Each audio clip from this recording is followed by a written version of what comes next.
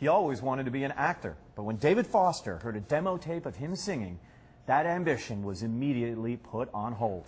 Under Foster's guidance, he has become a multi-platinum musician and one of the most successful classical crossover artists on the charts today. On this show, Josh Groban.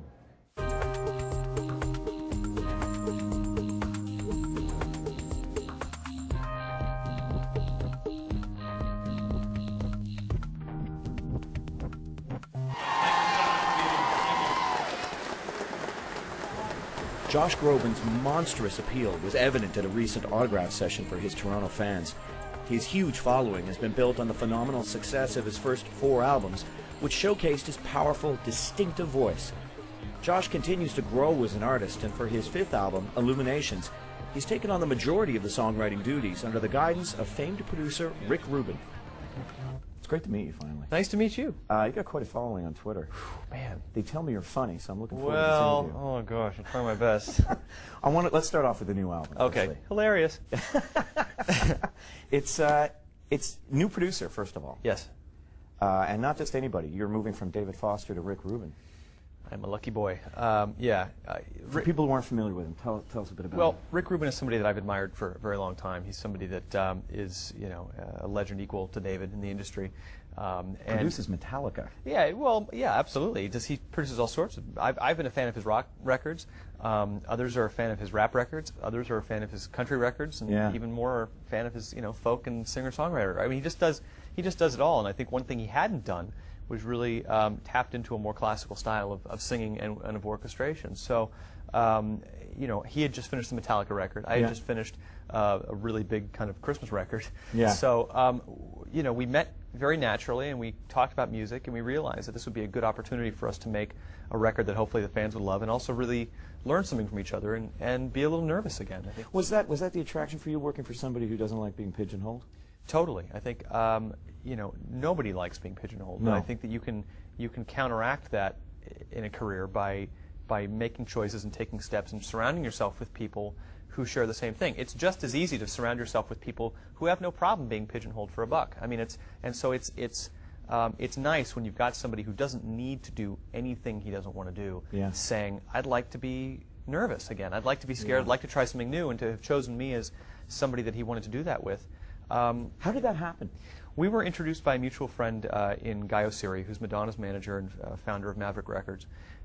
We were talking about Rick. He said, "Have you ever met him?" I said, "You know, no, he's a hard guy to meet." You know, he said, "Would you like to just sit with him? He's a neighbor of mine in Malibu." And so he hooked it up. He emailed him and said, "You know, would you like to meet Josh?" "Sure, have him come over for a cup of coffee." You know, and we were just talking just as acquaintances. Just nice to meet you. He said, "You know, well, it sounds like you're writing a lot, and it sounds like you're working on some good stuff. If you've got anything you want me to hear, come on over, and I'll be happy to give you my friendly opinion." That turned into friendly opinion. Turned into here's how I would do this. Turned into you really should put that chorus in here and this over here. And turned into why don't we just go ahead and do this? And and so the gimmick of it on paper really ended with us being in a room together. And then from that point in, we were really focused on what's the best thing that you and I can bring to this separately. And so it was a learning curve. There's a lot of we had to find a groove and find our formula, which is why it took a minute. But we're really excited with the result, and we're excited about how much we can now expand and grow on the next one. What did you set out to do with this album? Well, I think that our goal was to try and recognize and appreciate what the strongest road was for me, the thing that was undeniable, the thing that allows me to be able to play my game differently than other people. And so we kind of set some rules for ourselves as far as what are those things. Okay, well, you know, I'm going to sing my butt off. The orchestrations and arrangements have to be lush and fabulous. And the songs have to be really A songs. I mean, we really didn't want to take anything off the shelf that didn't feel personal, didn't feel like it had a unique touch to it. These are very personal songs. So that's why he had me go out and write a lot about just my experiences in the last few years, and he kind of felt like the genre, whatever it is that I'm in, was starting to get a bit formulaic. People were kind of starting to repeat each other's songs a little bit too much. And while there's a lot of beautiful singing, it's more of a it was just more about the vocal presentation, which is fine for me, and not as much about the songs coming from the artist instead of being presented by them vocally. So, that's scary. It's terrifying. Not only that, you know, because he took things out of my shed. You've got a tried and true path that you were on. I know, and absolutely. You're living a good life, making good money. No, I know. And you kind of, but you just didn't want to be safe anymore. Well, I wanted an opportunity to kind of shed some things, not permanently, never abandoning. You know, this isn't, you know, anything you do. I mean, I've always said it's the equivalent of an actor doing a movie with another director for a minute. You know, it was just the idea of, you know, having a complete comfort zone and a real security blanket and trying to be proactive about taking that one step before you have to. There comes a point in everybody's career where your trend ends no matter what you do, and you always, as an artist, I think, want to try and take that step just before that happens. And so I was getting my itch that it was time, after my 5th record, 10 years in the business, doing albums very much the same way, that it was my moment to try and be proactive about just guiding myself and guiding my fans a bit into a place that I felt was a bit more personal, more organic. And so I was excited about taking that stuff out of my world. It may come back in at some point. But we had a good time. And you wrote with Dan Wilson. Yeah.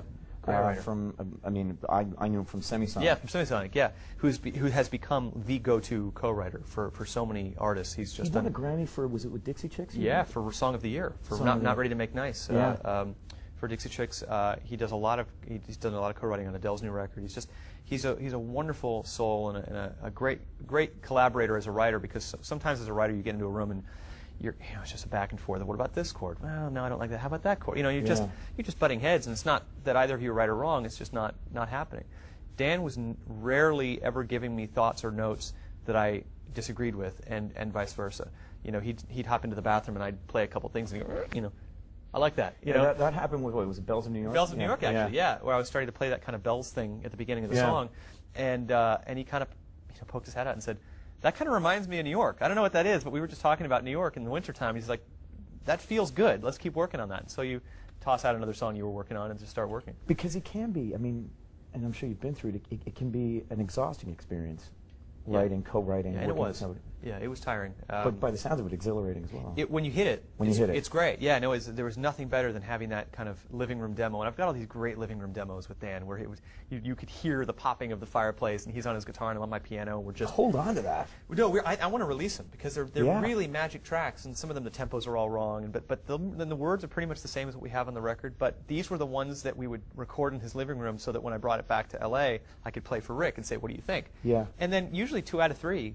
Rick would say, keep working on that, or that's great. You know, Bells of New York was a song that Rick had said, no more songs, we're done. Yeah. And then he said, all right, well, maybe that one, you know. Yeah. And so, you know, stuff happened very spontaneously with Dan. I went to Minneapolis 6 times to work with him. And he has a house there, and he just actually he just moved to L.A. So, you know, now he's got a gorgeous place in L.A. now. But we'll have to see if the magic is still there for the next one. But the way you describe, you know, where he was in Minneapolis in that room and the fire going and people ask sometimes, you know, where do you find the inspiration to write? You know, as a fledgling writer myself, I'm constantly learning about what it means to be in that creative headspace and what position you have to put yourself in to be there. And for me, it's getting out of my bubble. It's getting out of the place that I feel most comfortable and putting myself in a place that's different, but also inspiring. Dan and I tried to write in a little kind of writer's room in Los Angeles, kind of a studio where people go and it's like homework. You're sitting in a room with no windows, with a couple of pianos, a couple of guitars.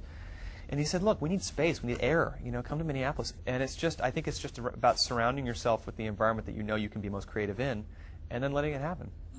When the Eureka Files returns, Josh Groban reveals why early in his career he turned down the chance to sing with Celine Dion.